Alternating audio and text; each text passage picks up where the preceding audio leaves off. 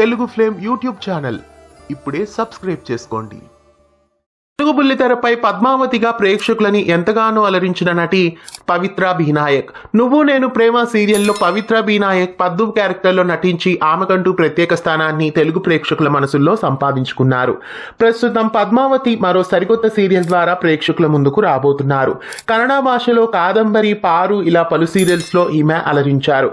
తదుపరి తెలుగు బుల్లితెరపై పద్మావతి అనే క్యారెక్టర్లో అవకాశాన్ని పొంది ప్రేక్షకులని ఎంతగానో అలరించారు. ప్రస్తుతం పద్దు తమిళ భాషలో స్టార్ విజయ్ ఛానల్లో నటిస్తున్నారు.